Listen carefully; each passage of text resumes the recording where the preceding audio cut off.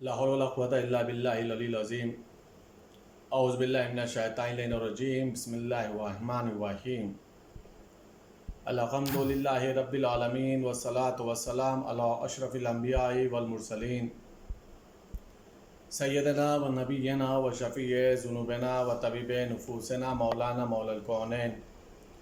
امام المشرقين والمغربين جد الحسن والحسين حبيب إله العالمين بالقاسم محمد وعلى بيته الطيبين الطاهرين المعصومين المظلومين المنتخبين المنتجبين أما بعد فقد قال الله تبارك وتعالى في القرآن الكريم وهو أصدق القائلين وقوله الحق بسم الله الرحمن الرحيم يا أيها الذين آمنوا كتب عليكم الصيام كما كتب على الذين من قبلكم لعلكم تتقون. محترم ناظرین اکرام، یہ رمضان مبارک کے سلسلے سے 8ویں تقریر ہے جو دینی مسائل، آداب اسلامی اور احکام اسلامی کے سلسلے سے ہماری گفتگو ہو رہی ہے. شروعات میں روزے کے چند مسائل آپ لوگوں تک پہنچانے کی کوشش کرتا ہوں.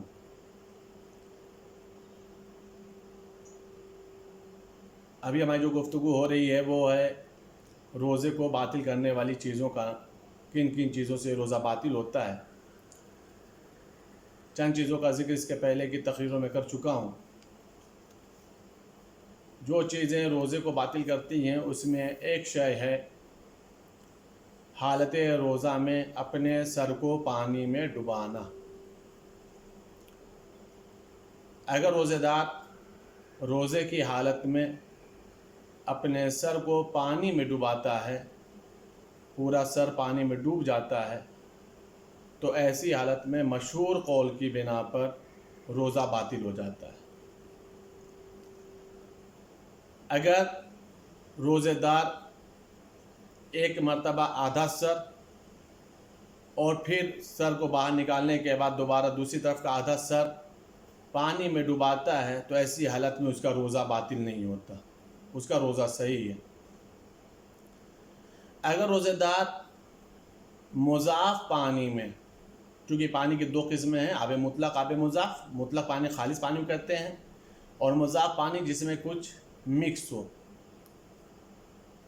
ہوتا وہ بھی پاک ہے. اگر روزے دار مضاف پانی میں یا کسی دوسری سیال چیزوں میں اپنے سر کو ڈباتا ہے، مثلا دودھ وغیرہ میں، تو ایسی حالت میں اس کا روزہ باطل نہیں ہوتا. اگر روزے دار بے اختیاری طور پر پانی میں گر جائے یا پھر وہ روزے دار یہ بھول جائے کہ وہ روزے سے ہے اور وہ پانی میں ڈوب جاتا ہے، یہاں تک کہ اس کا سر بھی پانی میں ڈوب گیا ہے،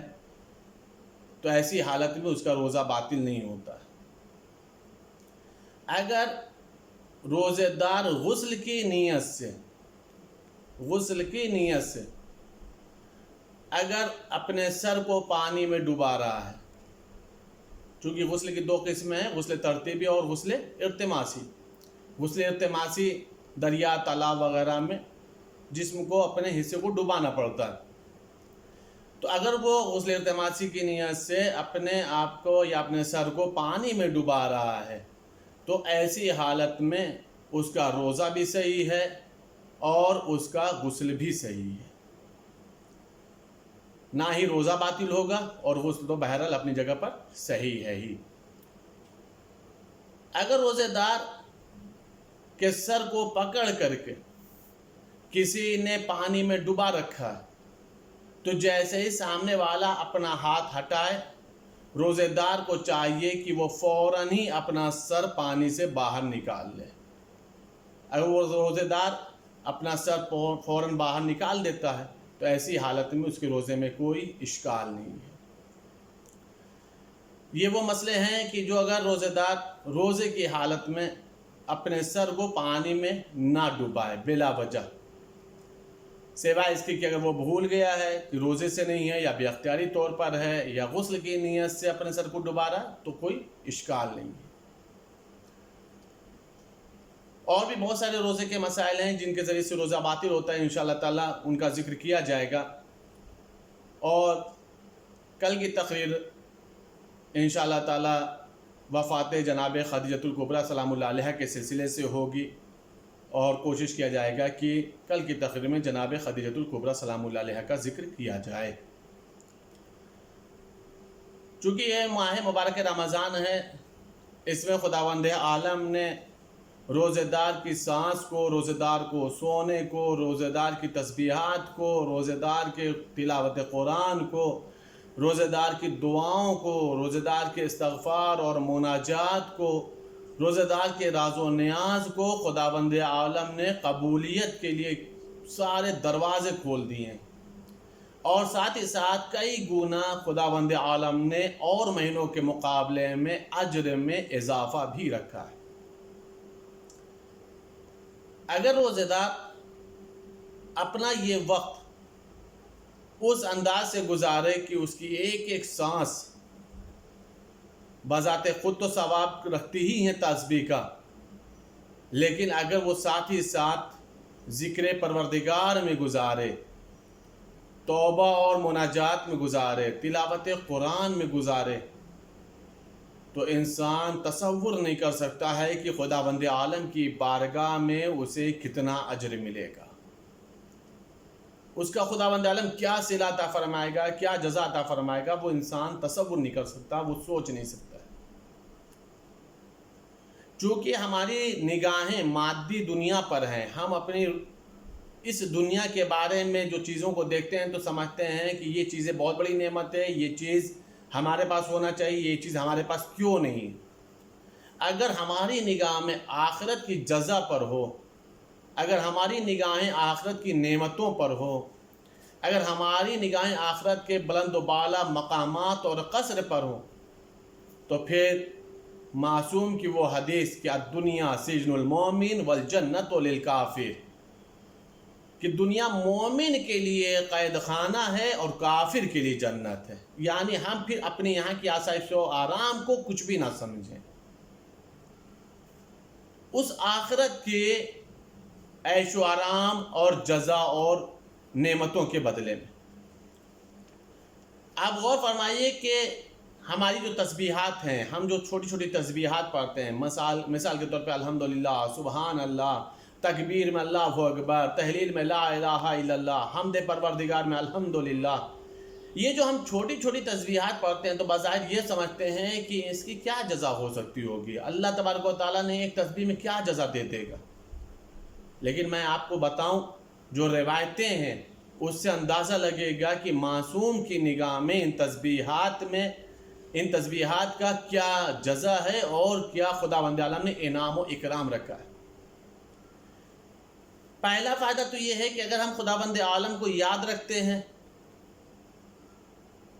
تو خداوند عالم ہمیں بھی یاد رکھے گا۔ دوسرا فائدہ تو یہ ہے کہ مولا متقیان حضرت علی ابن ابی طالب علیہ السلام فرماتے ہیں کہ اگر کوئی انسان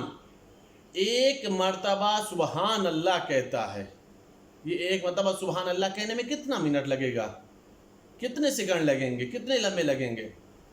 مولا فرما رہے اگر ایک مرتبہ وہ سبحان اللہ کہتا ہے تو خداوند عالم کی بارگاہ میں یہ ایک مرتبہ کا سبحان اللہ دنیاوی اعتبار سے چاندی کے پہاڑ کو انفاق کرنے سے زیادہ ہے۔ یعنی اگر کوئی انسان چاندی کا پہاڑ اللہ کی راہ میں خیرات کر رہا ہے، اللہ کی راہ میں قربان کر رہا ہے، تو جو جزا اتنے بڑے چاندی کے پہاڑ کے اوپر ہے وہی خداوند عالم ایک مرتبہ لفظ سبحان اللہ کہنے پر، ایک تسبیح سبحان اللہ کہنے پر عطا فرماتا ہے۔ مولا متقیان فرماتے ہیں کہ اگر کوئی بندہ ایک مرتبہ سبحان اللہ کہتا ہے، غور کریے گا اس حدیث کی باریکی کو ملحوظ نظر رکھیں،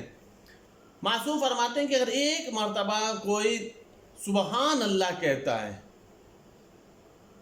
مولا متقیان فرماتے ہیں کہ اس ایک مرتبہ سبحان اللہ کا فائدہ یہ ہے کہ خداوند عالم تمام فرشتوں کو حکم دیتا ہے کہ اس کے اوپر صلوات پڑھیں، اب آپ سوچئے کہاں یہ بندے گنہگار کی زبان اور کہاں وہ نوری مخلوق، اور وہ بھی ایک طرف ایک بندے کی ایک تسبیح سبحان اللہ، ایک چھوٹی سا ورڈ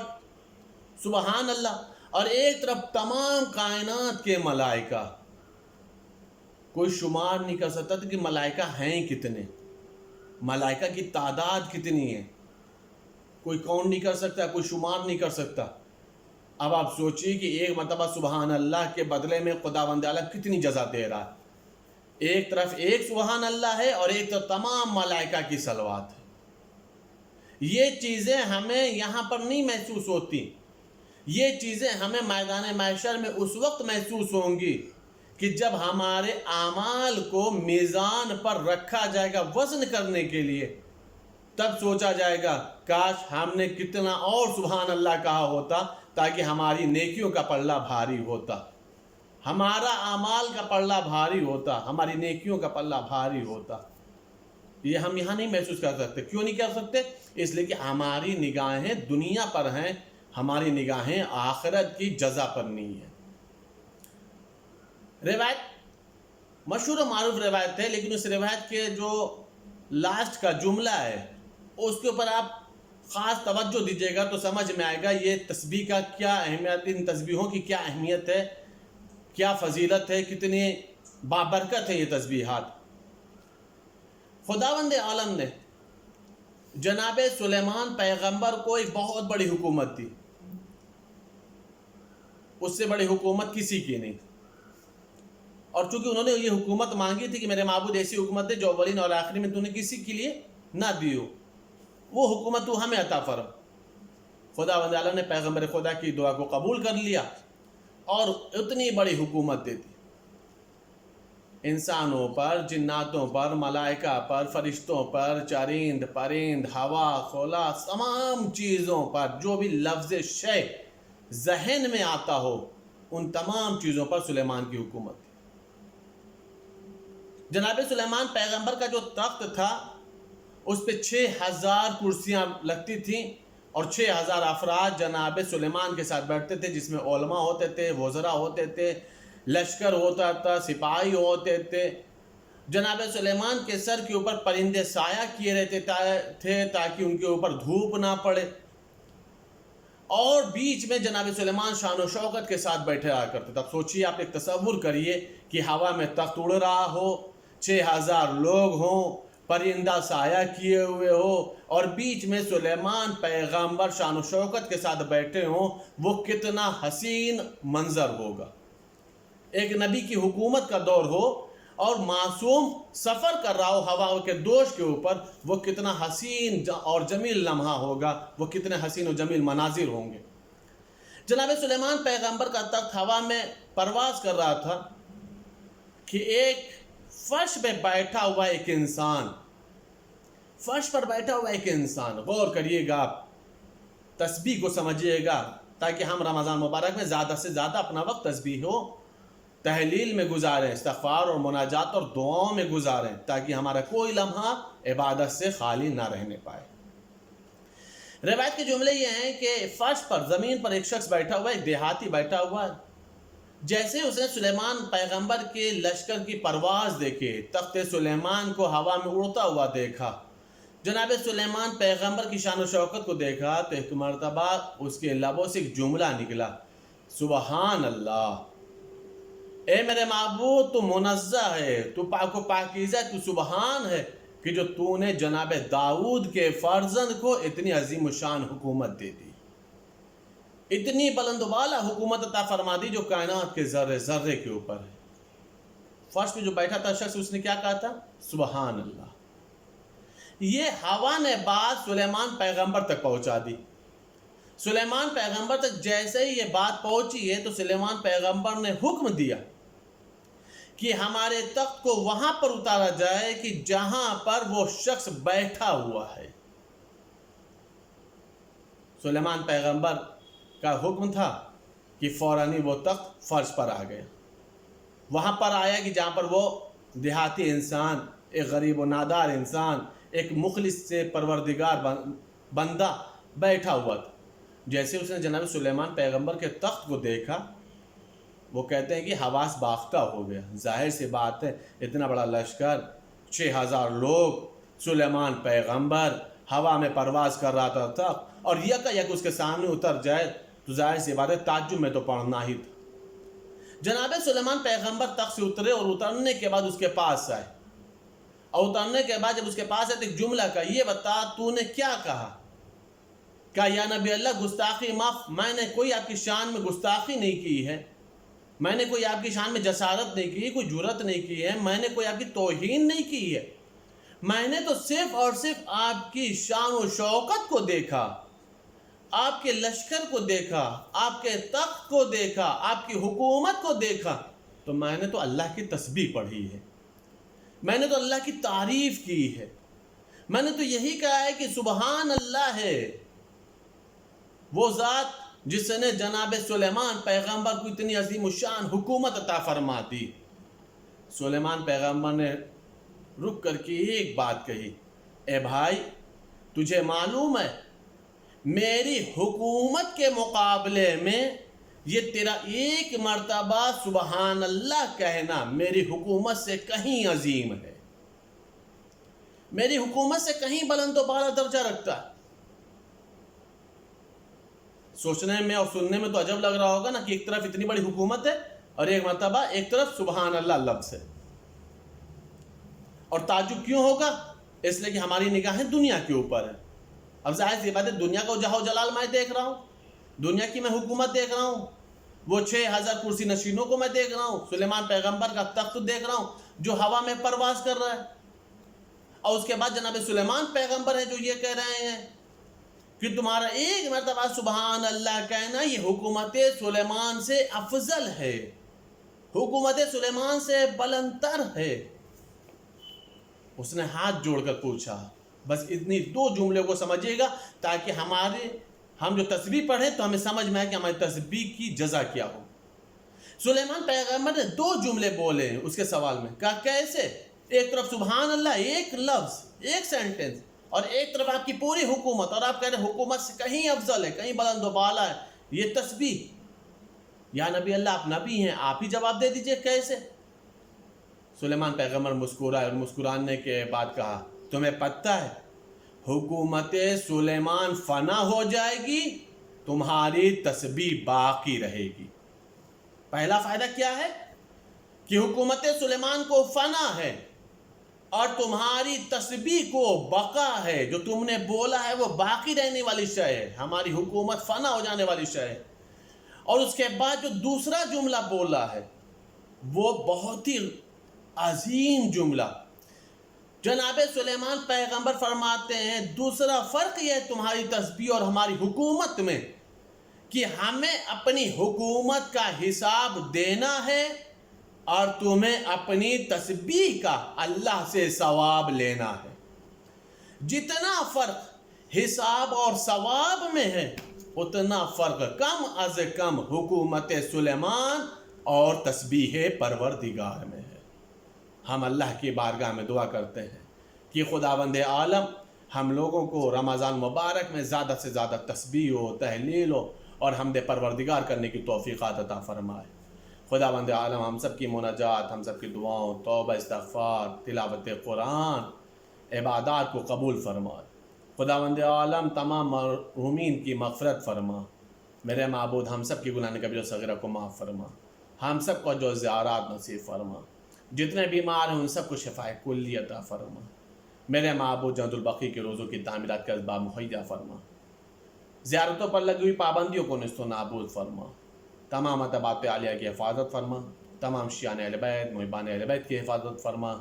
کورونا وائرس جیسی جو وبا پھیلی میرے معبود اس سے پوری کائنات کو تحفظ عطا فرما، شیعان اہل بیت، محبان اہل بیت کو اس بیماری سے محفوظ رکھ، امام زمانہ کے ظہور میں تعجیل فرما، ہم سب کو ان کے عوام انصار میں شمار فرما۔ اللہم تقبل منا انک انت السمیع العلیم بحق محمد و آلہ الطاہرین۔